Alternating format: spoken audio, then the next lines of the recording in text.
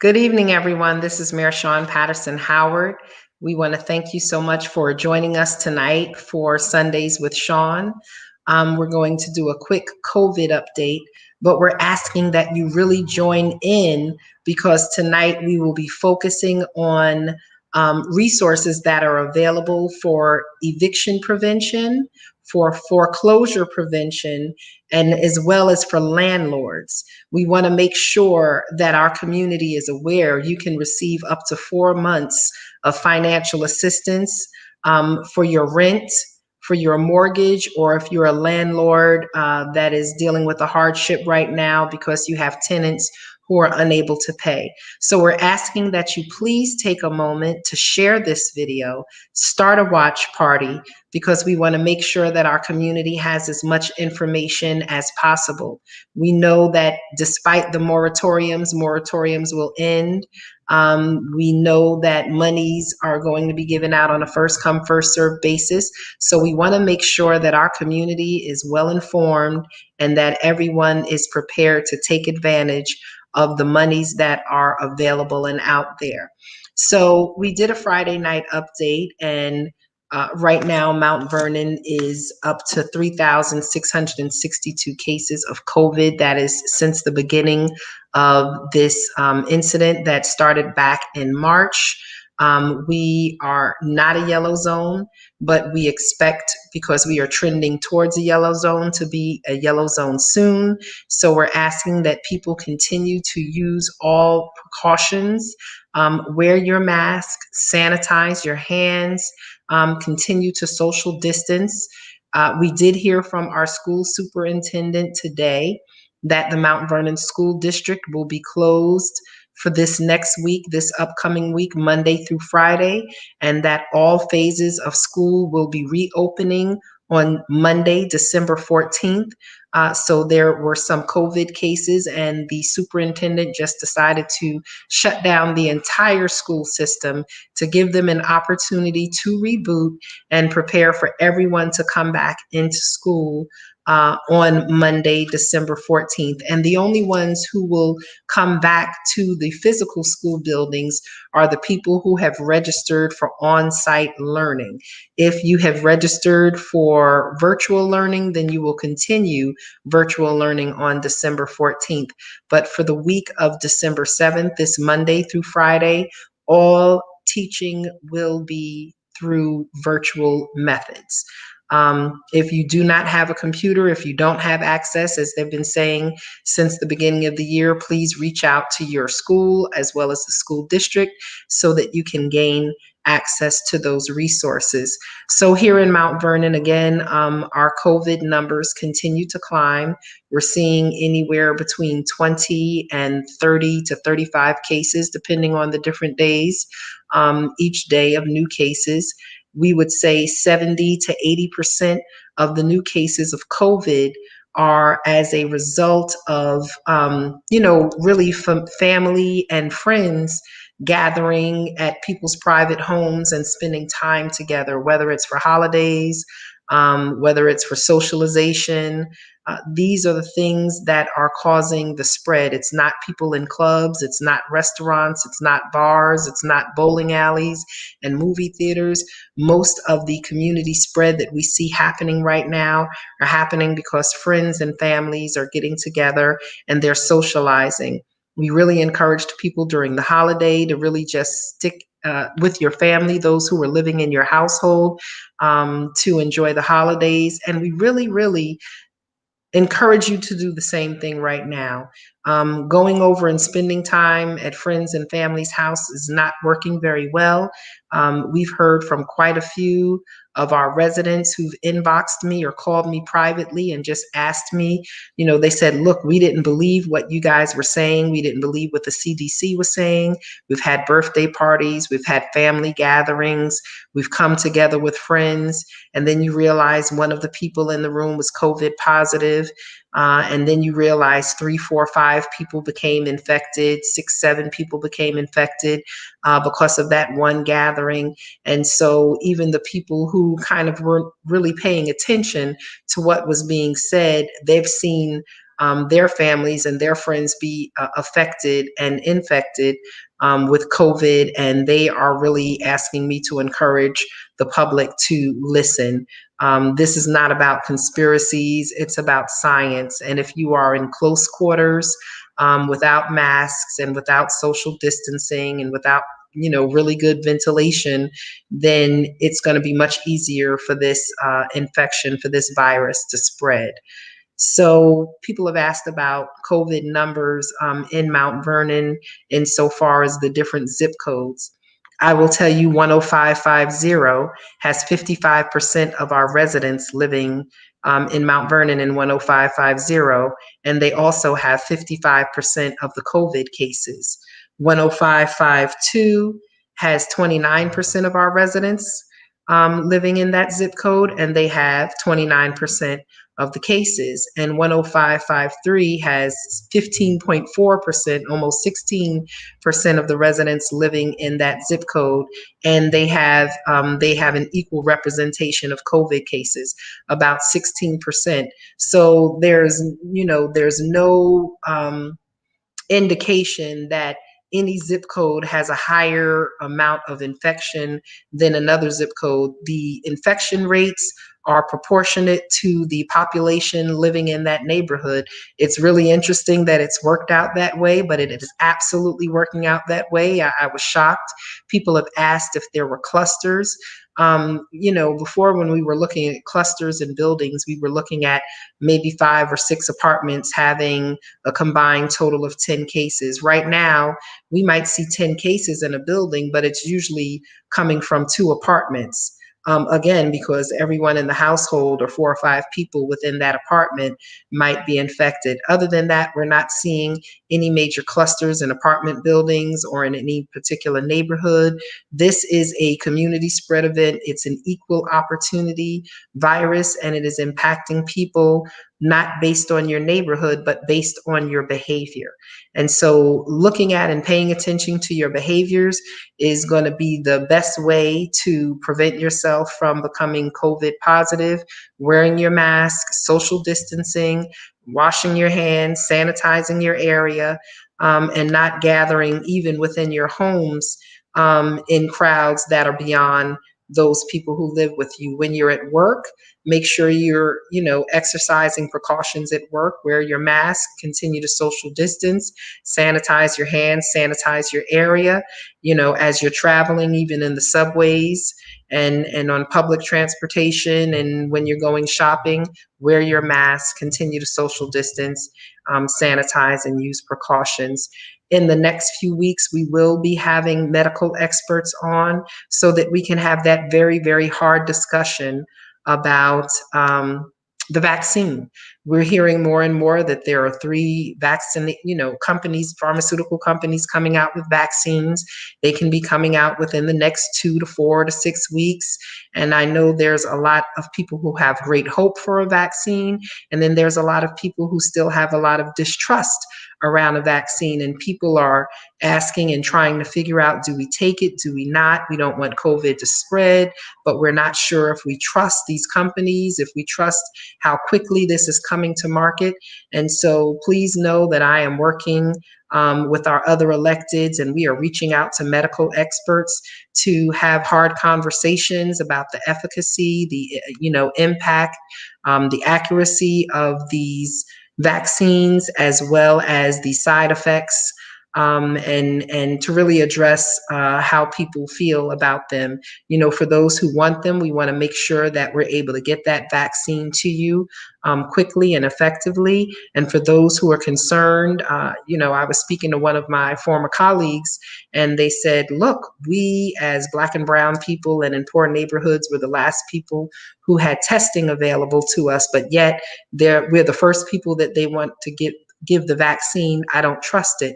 And there are other people out there who feel the same way. And so we want to make sure, instead of just saying, get it, that we're able to have the hard conversations, the courageous conversations, and make sure that we're talking about, people's fears, historical mistrust, recent mistrust, and that we're putting out as much information as people need so that people can make the best decision that they can make for them and their families.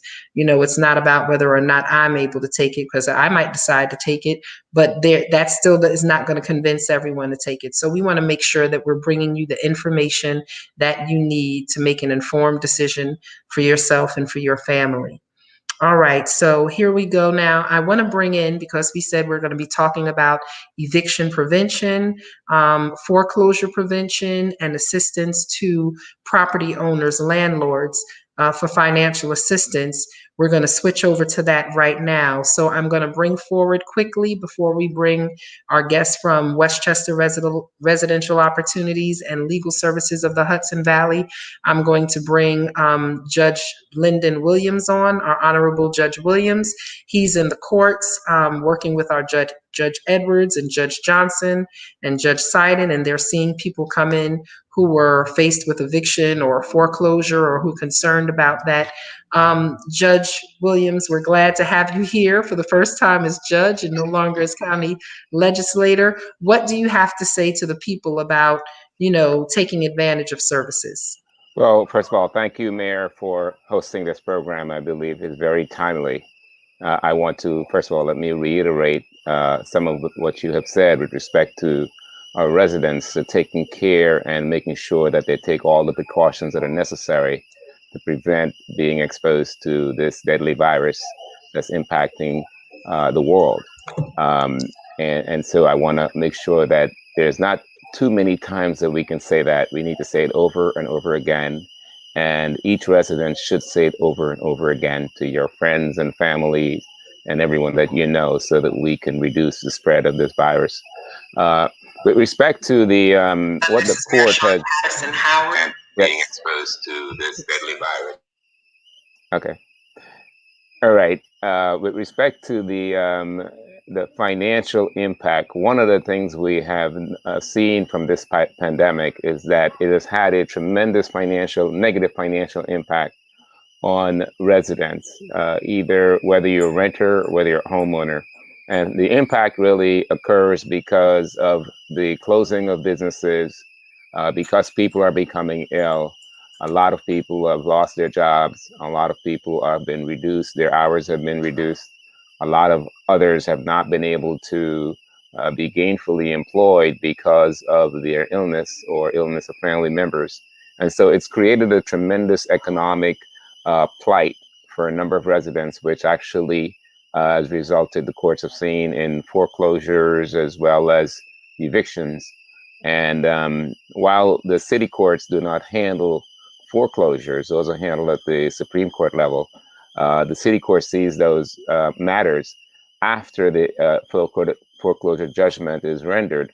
And now the bank or the mortgagee is seeking to evict the tenant or the occupant of the property.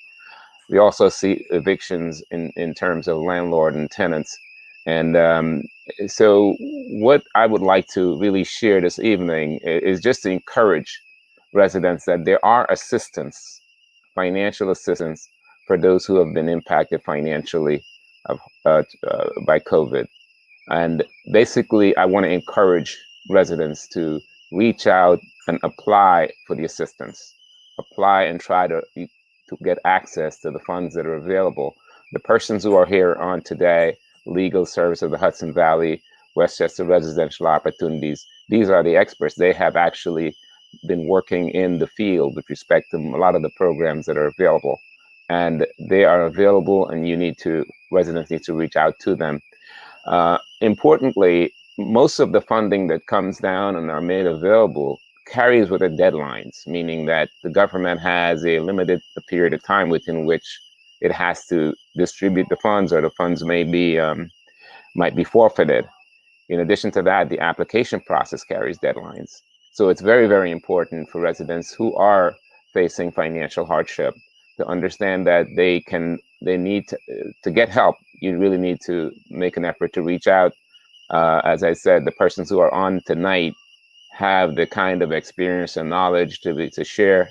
And I just wanted to get on today to say that, and to encourage residents to reach out and wish I know we've just gone past Thanksgiving and we're heading in for the holidays, and I want to wish everyone a very happy holiday and safe holiday season. And repeat what you said, Mayor. Be safe. Be really, really cautious and precautious about your interactions. Uh, Protect you and your families until we get some relief from this virus. Thank you.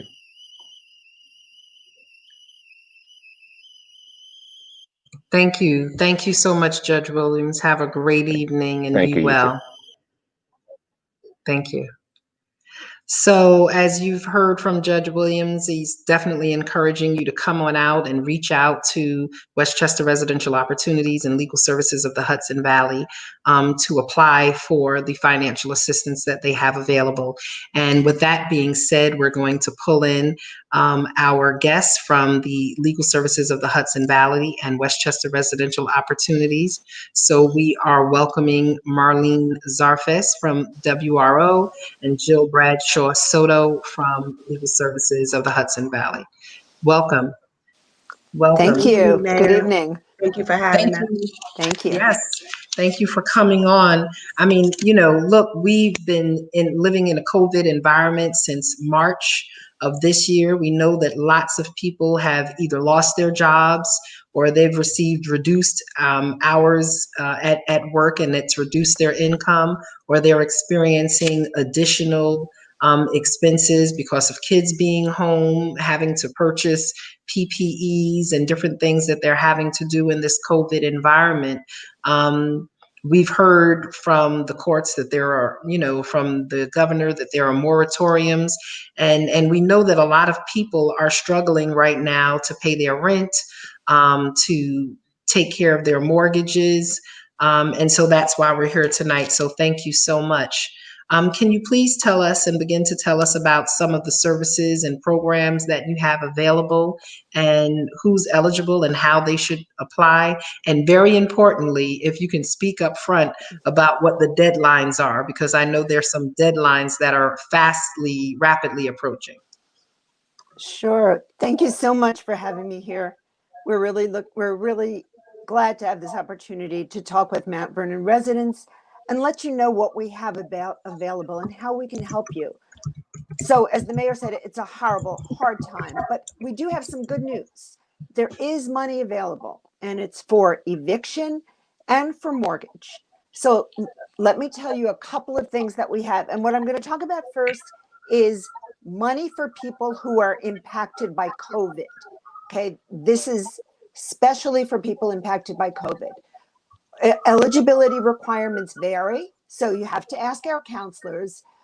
And the most important thing to remember here is time is of the essence. I'm going to tell you some of the deadlines. You absolutely have to honor the deadlines. This is all first come, first serve. And when I say first come, first serve, I don't just mean contacting us. I mean, we need completed applications.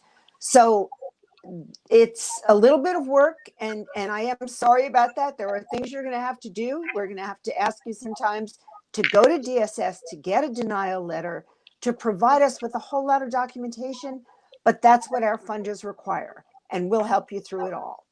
So here's what's available COVID specific for eviction prevention.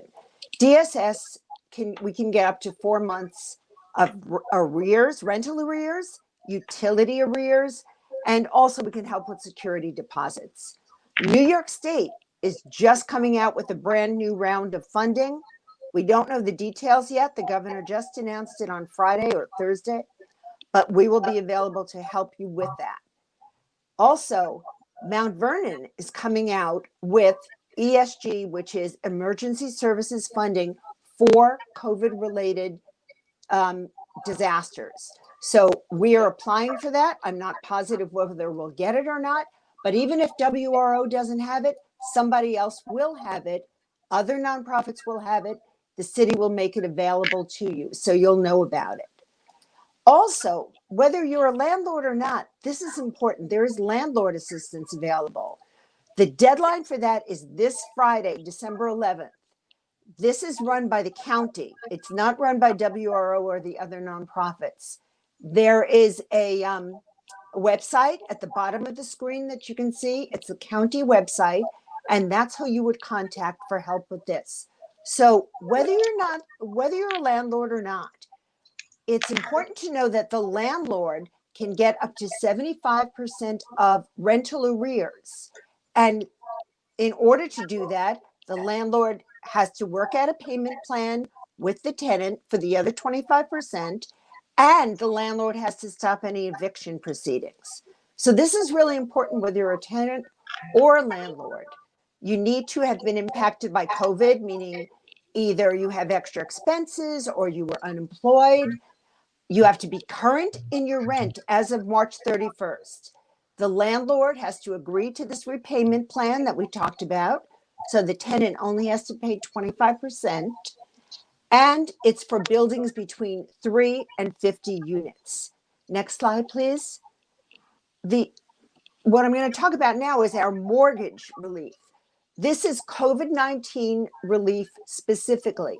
The deadline on this, we have to have your completed application by this Thursday.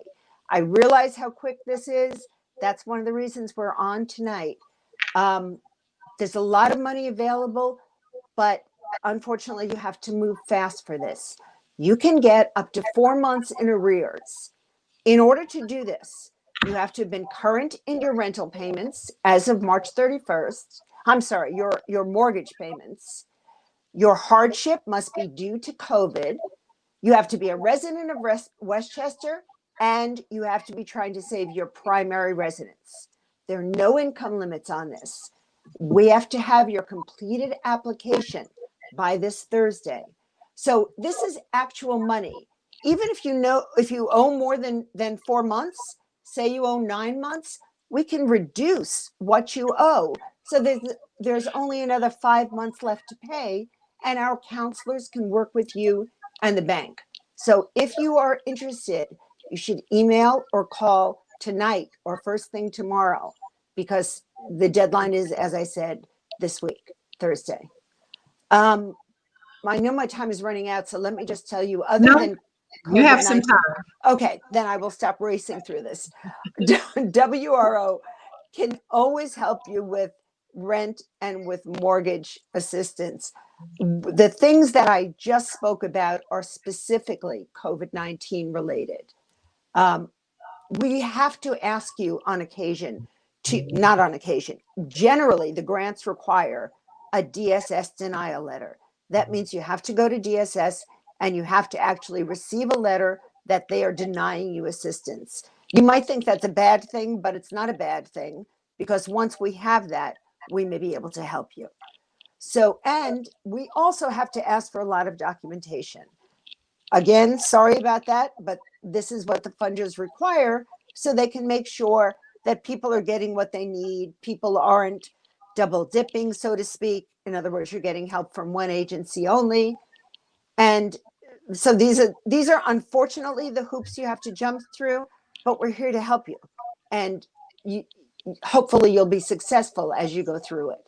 We don't just do mortgage foreclosure prevention and eviction and utility prevention. What we can also do is we can help you with first-time home buying. There are a lot of people right now who are in the fortunate position of being able to buy their first home. Interest rates are low. We have a program where we teach you everything you need to know, not just so you can buy the home, but so you can sustain your home ownership, and you can do it successfully. We do it in English and in Spanish. Our counselors are amazing, and finishing our course gives you the opportunity to qualify for grants. So you might get up to $15,000, depending on what's available at the time, towards down payment costs or towards closing costs. We also have a fair housing and fair lending program.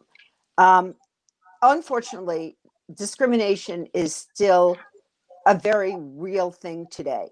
And it's discrimination based on a lot of different protected classes: race, ethnicity, disability, age, having children. What we do is we investigate. If we get a complaint, we will investigate. And we do that by testing. So it sounds a little bit like James Bond or Maxwell Smart, depending on how old you may be. But we have undercover reporters and also video cameras, and we train testers. So, say we're testing for disability, we'll have one tester who is not disabled and another tester who has a disability. Everything else about them is as close as possible. Their salary, their assets, what they're looking for, what they can pay, and we have them go to housing providers and we see how they're treated. Are they treated the same or are they treated differently? And unfortunately, this is often the only way that you can tell. You may go into a rental office and they treat you really nicely and they say, I'm sorry, though, nothing's available. Come back some other time. You don't know if somebody comes in after you with different protected class like race or age, and maybe that apartment is available for that person, but you would never know it without this kind of testing. So that's one of the things we do in our fair housing and fair lending program. So one more thing, sorry, accessibility modifications. If you have a disability or you are elderly and need some help in your home, whether you own it or you rent it, we can help you get your shower, a roll-in shower. We can help you get a chair that goes up the stairs. We can help you lower your counters, all sorts of different modifications. We can provide up to $25,000 in a grant if you qualify. So as you can see, there's so much we can do to help you. We want to help. We've been doing this for 52 years. Our counselors are amazing. You'll see on your screen right now, email, phone. Please give us a call. We're working in and out of the office, but everybody's checking their voicemail, their emails. We really are happy to help you. And please mind the deadlines. Okay? We look forward to hearing from you. Thank you so much. And we will make sure that we take some of these slides with your permission and just post them. Sure. So that people who don't take the time to look at the full video can have access to the slides with the information on it as well. So thank you so much, Marlene. We want you to stay in because we are going to come back to you, but we also want to bring in Jill Bradshaw Soto, so she can talk about some of the services being offered by Legal Services of the Hudson Valley. Thank you, Madam Mayor, for inviting us. We appreciate you giving us this time. So how can legal services assist tenants? So we provide free civil legal services to tenants, and we specialize in landlord-tenant law. That's what we do. In our office is located at 100 East 1st Street. And we have limited staff in the office, but someone is there every day. You can do an intake and leave it in our Dropbox. And you can also call our intake line, which is 1-877-574-8529. The second way we can assist is we also have a rental assistance program that can help with up to 6 months of rent. I just want to talk a little bit about the moratoriums that are in place. I think it's important for people to know that these moratoriums, while helpful, do not apply to every tenant and are not immediate. They don't happen just by magic. They have to be asserted in court as a defense. There's 3 basic moratoriums currently happening. One comes from the governor's executive order 2.66, which allows for tenants who have a financial hardship not to be evicted through January 1st. Now, it's important to know that that financial hardship may have to be proven in court. It's not enough just to say, well, I lost my job. You may have to provide proof of that. You may have to provide proof of whether you got unemployment, what your expenses were, and that's where legal services comes in to assert that defense and help you to get that proof together. Secondly is the Tenant Safe Harbor Act, which works along with the executive order and actually happened first. However, it allows tenants to have a money judgment instead of being evicted for the money that they owe. A money judgment works similar to a credit card debt, and it may lessen the amount of money that you have to get for eviction prevention. People who are working, this may not be an option that really works for you, but legal services will sit with you and discuss those options and determine which defense works best for you. The third option is the CDC moratorium. And the CDC moratorium requires you to complete a declaration. And in that declaration, you say that you assert that you are impacted, financially impacted by COVID, that you lost your income or your income was decreased. And because of that, you're unable to pay ongoing rent. It's important that you also have to include that you're willing to pay um, some part of the rent. So that CDC declaration allows you to pay maybe half of your rent if that's all you can afford at that point, and will prevent you from being evicted. And that declaration has to be filled out and given to your landlord. That declaration can be found on the CDC website, but Legal Services also has that in their offices, and we can tell you where to find that. All of this information, there are a lot of details for each moratorium. And to get the specifics of each one, you can look on our website. We have a full layout of each moratorium and what is required. But the most important thing is to remember is that you have to be financially impacted, or have a financial hardship, and some must be COVID related. And they need to be a defense that gets asserted in court. It's not an automatic moratorium for anyone. Tenants who have not been financially impacted, for instance, you may be getting Social Security disability and you continue to get the same amount of money every month and you may not have been financially impacted, these moratoriums don't really apply to you. Also, there are some good cause evictions that have nothing to do with rent, presumably, and those don't apply to some of the moratoriums as well. So I can't impress upon you enough that it's important that you come to Legal Services, either come to the office or call the 877 number to do an intake so we can get your file open and be able to advise you and represent you in court. Thank you, Madam Mayor.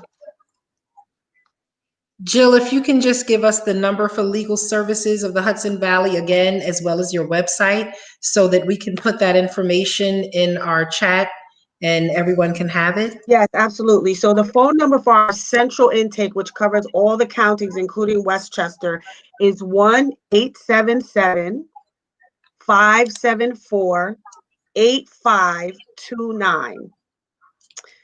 We're located in the same building where DSS is, right next to the post office on the 8th floor. You can come and get a hand where you can fill out an intake by hand, and we have a lockbox right there where you can fill it out and drop it off, and a paralegal will follow up with you.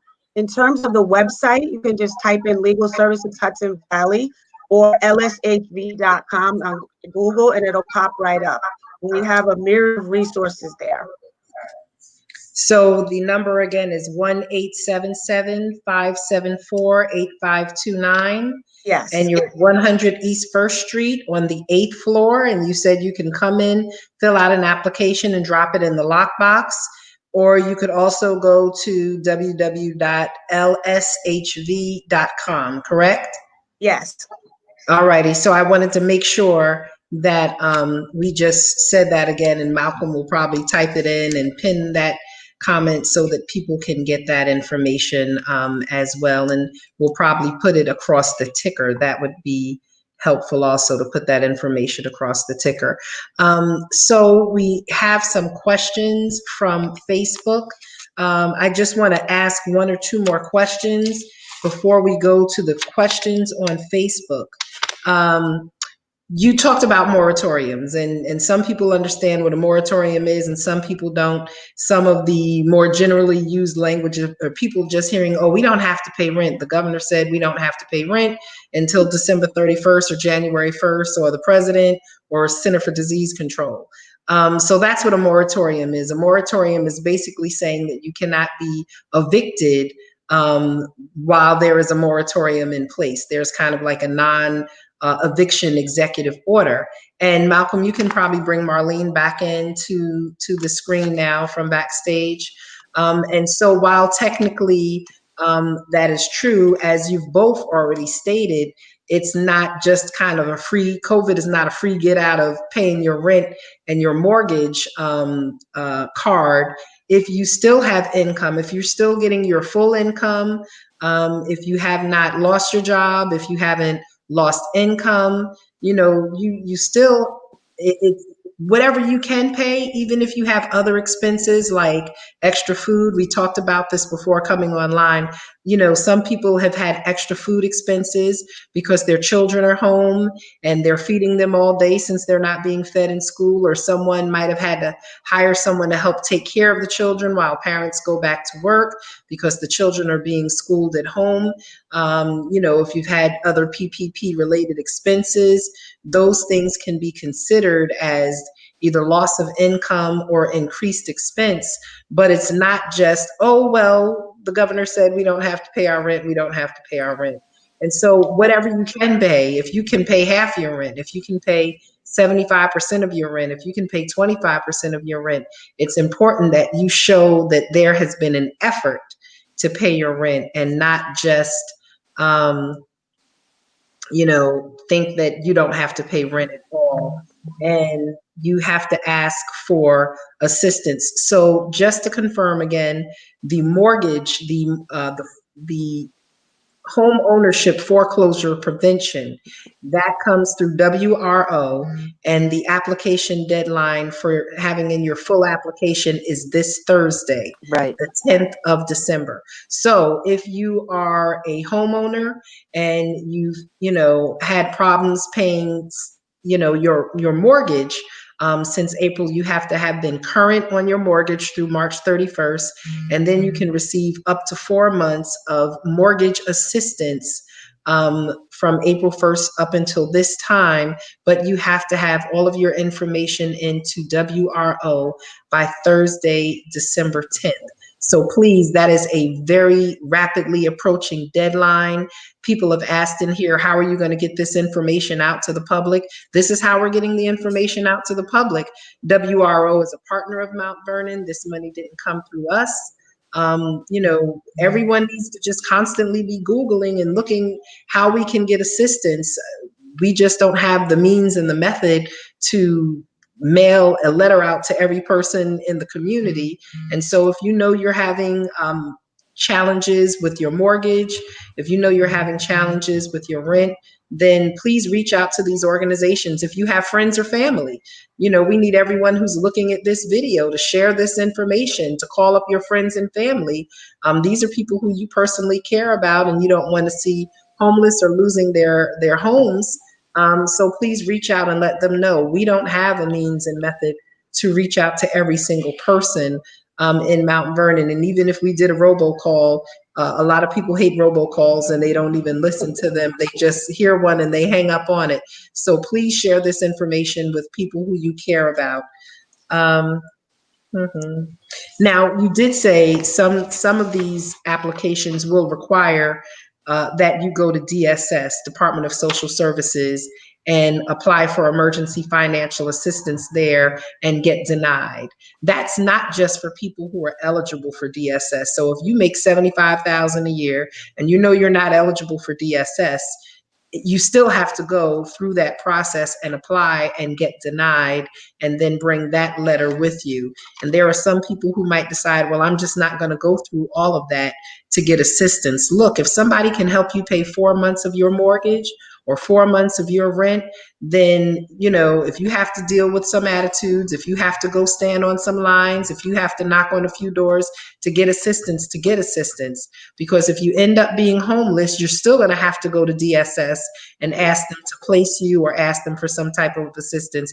If you lose your house, you're going to have to go deal with organizations. So please, please make sure that you do not allow your pride, your ego, or your frustration to get in the way of you receiving much, much needed resources. These resources are available right now. They're available on a first come, first served basis. And when this money has run out, it has run out, and we cannot guarantee that there will be more money available. So it behooves you, I urge you to run out, to share this information with your family and friends. And if you are in personal need of assistance, to please take advantage of it. So there is a question, how are applications submitted to WRO? We know that with legal services, you can drop it off at 100 East First Street. How do you submit your application to WRO? You can drop it off at our office, which is in White Plains, or you can fill it out online. For the mortgage, we need to get it quickly. So dropping it off, better do it like tomorrow or Tuesday at the absolute latest. You can also send it to us online and call our counselors first thing tomorrow so that they can tell you the best way to work with them.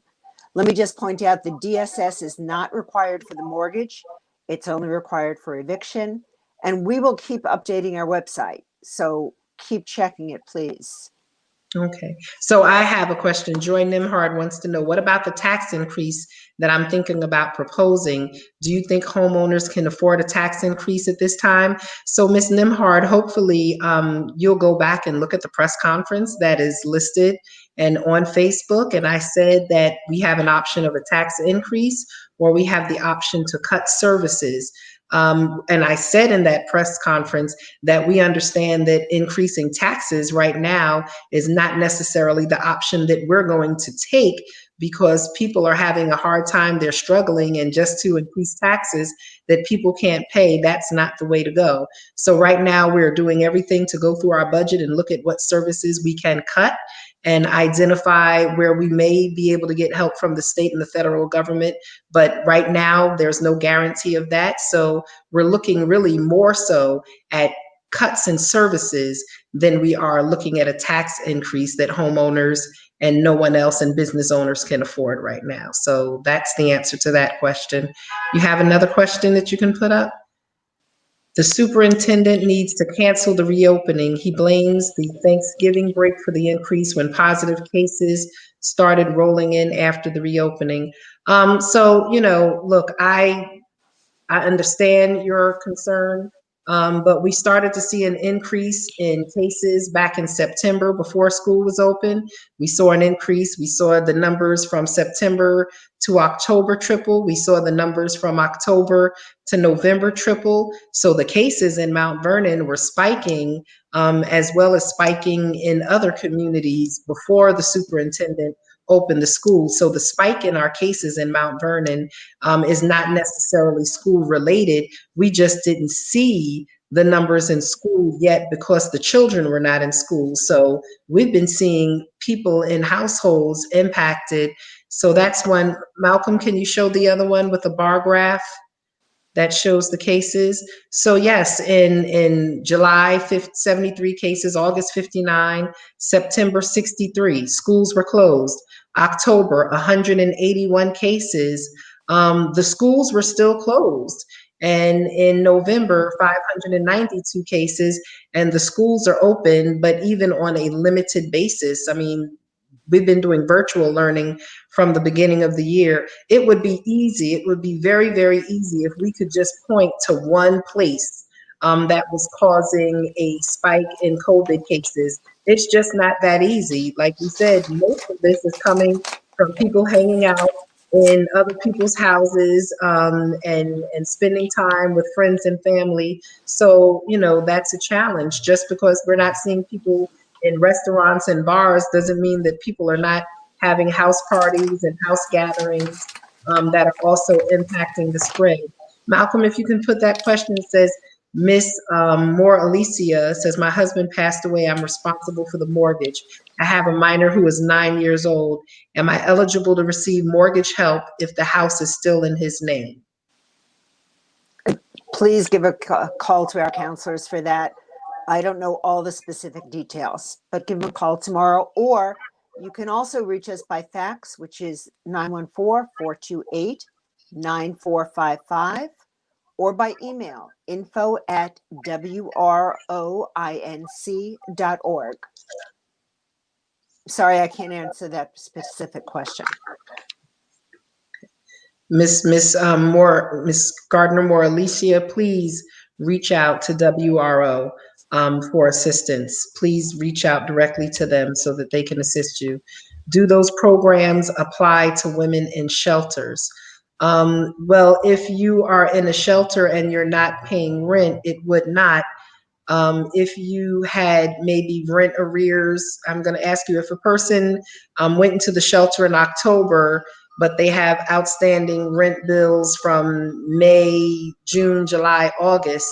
Are they able to get some assistance with clearing up their old delinquent rents so that won't be held against them when they're looking for another apartment? Or do they still have to be in the location where they're going to receive the financial assistance? That's a good question, because we do have people who've lost their apartments and have had to go into shelters, and it's going to be hard for them to get a new place if they can't take care of their old rent arrears. That is a good question. I guess the question is, are they still on their lease, or have they been evicted? And maybe Jill, you want to weigh in? Well, I would say the answer is probably no. That's not, because if you're already evicted, that eviction prevention money is to prevent the eviction. So I would say the general answer would be no. However, I have seen situations where if the person had a Section 8 voucher, in order to save the voucher, the arrears had to be paid. There were some agencies that would pay the arrears in that case. But in general, the answer would be no. Or if they haven't been evicted, if they're in the shelter and perhaps the spouse is still in the apartment. I don't know. It's very fact specific. So we'd have to know details. So good question. Please reach out. Any more questions, Malcolm? So hold on, let me just make sure that I don't have another question for you. So yeah, just again, we really need people to understand that this is a fast moving train and that these financial services are only available until December 10th. Janine Thompson Overton is asking, and the deadline is the 10th, Miss Thompson Overton. She wants to know if the deadline is December 11th. Why are we just hearing about this? And that's a really good question. We actually got our contract in the middle of November. So this is a really fast moving program, and the deadline has been moved up. The county has a deadline of December 30, but we need to have everything to the county way before then. So there's a lot of money being handed out, a lot of moving pieces, and we're doing our best to get the information out. And please just keep checking our website. And if you have any suggestions, okay. I'm sorry, Marlene, I didn't mean to interrupt you. No, go ahead, Jill, please. I just wanted to add that legal services I mentioned does have rental arrears money as well. It's called the STEP program, which can pay up to 6 months of arrears, and there's no deadline for that money. That money we had before COVID actually hit, and it was just expanded after COVID. So if you have a non-payment case or you have rental arrears, please come to us, open a file, and we can evaluate you for that grant as well. Absolutely. And, just again for Ms. Thompson Overton and other people who are concerned about the very short deadline periods. Look, when the federal government sends us money or money comes down from New York State, it comes with very, very quick deadlines, very quick turnovers. Everyone's getting the information out as quickly as they can. And so we just need everyone to kind of stay on top, look at these websites, look at the Facebook pages, and continue to get the information. This money we're not being given advance notice, and we're not being given a long time to turn this money around. So the other thing that we ask is if you go onto our page and sign up for the city's emails. If you are not on the city's email list, please sign up for the city's email list. Malcolm, if you could put the link in that, so in the comment section, so that people can sign up for the email list. This is not for us to promote me as mayor or to promote anything. This is the quickest way that we're able to get information. It is the quickest and cheapest way for us to get information out to people. We do send out email blasts as we get information. And if you're on our email list and you subscribe, then you're going to get that information quickly. It doesn't take much for us to send out an email, but if we don't have your email information, and again, this is not being used for political reasons, it's being used for information reasons, then please take out a moment to sign up. So we have a little less than 10 minutes to go, and I just want to know, is there any closing comments that you have? If you don't have many closing comments, then we'll probably bring in Marlon for a minute just to talk about the zombie program or Cities Rise. But do you have any closing comments for the community? I'd like to just say quickly, there will be more money available. More money will be. Oops, we and lost there's you. money coming. Can you hear me all right? Now we, okay. So there will be more money coming in January or February from the city of Mount Vernon for eviction. And there's also more money that will be coming eventually from DSS.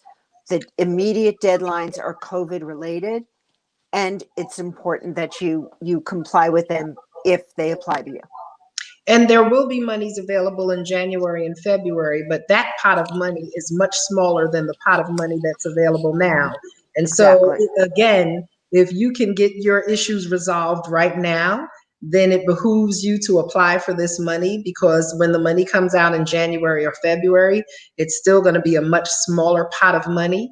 And when the moratoriums are lifted in January, if you're being evicted and Mount Vernon's money is not available until February or March, then you're going to miss the deadline.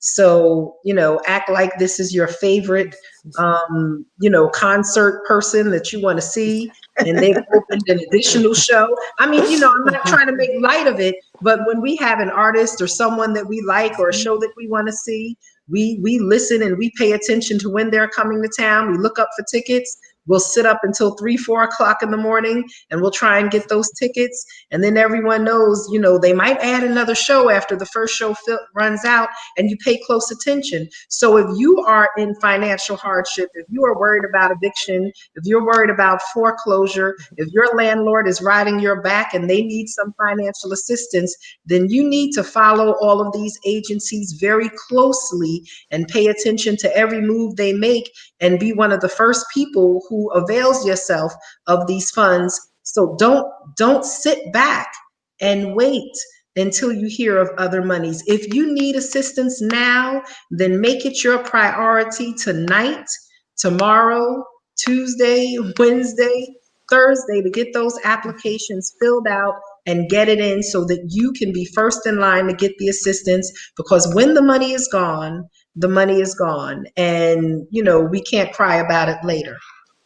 And where Think there's of a our will, there's a counselors. way. Think of our counselors as rock stars, because they are. And whatever you do not wait. Court dates are coming quicker and quicker. We are inundated with tenants, so please come right away. And don't go to court without being represented. So please come to us as soon as you have an issue. And so also, even if someone hasn't put in for eviction paperwork for you yet, can they call you just to get assistance? They don't have to wait until they get an eviction notice, correct? Absolutely, they do not. As soon as you have rental arrears, you need help, you should come see us. Okay, so you don't have to wait until you get an eviction notice. You don't have to wait until you get a foreclosure notice. If you know that you are behind in your rent, reach out right now. You don't have to wait until you have a court date. Reach out tonight, reach out tomorrow, and get assistance. So we have some others who are in the background, Marlon and Emerson, but what we'll probably do, Marlon and Emerson, we're sorry, we just wanted to get this information out real quickly, is we'll bring them back on Wednesday. So we're going to have a Wednesday update at 8 p.m. and we're asking everyone to come back and join us on Wednesday for the Wednesday update. We can bring Marlon and Emerson in for just a second so that they can give you a little bit of a teaser as to what they're going to share with you on Wednesday if you're available, or we can push you to next Sunday. I just, with this being time sensitive, we wanted to get the information out. Well, thank you, Mayor. So, the relationship that we have with Westchester Residential Opportunity is important because we know that deadlines change, funding shift. So the city's making an effort to maintain our communication open with the community so that whenever new programs come up, we can share them. So again, I'm just going to quickly say, please sign up for the email blast. We are going to do 4 webinars in 2021. One of them will be on fair housing and fair lending. So those first-time home buyers can really learn what services and resources are out there. So I think that's all I have for today, and then we'll take this up next time we're on. Okay, anything from Emerson? Just the relationship. We're proud to have this partnership with WRO and a relationship with WRO foreclosure prevention and zombie homes. Oftentimes, the properties get caught up in the process of foreclosure, and at times that converts to a zombie home. So what we're trying to do is get ahead of the curve, prevent the foreclosure, so that we can keep our property values in place and avoid the whole zombie property condition with property. So I'm excited to have had WRO on and legal services. So together we can work to keep Mount Vernon in the best possible condition. Okay, thank you, gentlemen. And, as you've seen, WRO and Legal Services of the Hudson Valley are here to assist you with rental arrears, with mortgage arrears. And if you're a landlord, you are also able to get financial assistance if you have a building or a unit between 3 and 50 units. So please reach out to them. Some of the deadlines are time sensitive, as early as Thursday. And we will bring Marlon and Emerson back on Wednesday to talk more about the zombie homes and Cities Rise. Cities Rise is going to be a very important tool that we have in our toolkit to help with tenants who are dealing with delinquent landlords and slumlords. We will be hiring code enforcement officers. This is through a grant that we've received through the New York State Attorney General Tish James, and it will start right after the new year. So please come out if you have a bad landlord, a slumlord. If you need to understand your rights and your responsibilities as a tenant, please join us on Wednesday night as we have an update for you and you're able to get more of your questions answered. And for Mount Vernon's website, if you could put that up, Malcolm, it's www.cmvny.com, www.cmvny.com, citymountvernon.newyork.com. All right. Thank you, everyone. Take care. Have a blessed evening. We appreciate you so much. And everyone be safe. Continue to social distance. Continue to wear your mask. Continue to sanitize your hands and the areas that you're using. And please remember that schools in Mount Vernon, the public schools, will be closed this week. They will be doing online teaching. Schools will be virtual, but the physical buildings will be closed. Everything will be done virtually, and schools will be reopening on Monday, the 14th, for phases 1, 2, and 3. Thank you, everyone. Take care. God bless. And we look forward to bringing you information in the next few weeks also about the vaccine so that you can make your decisions as to how you want to proceed. Be well.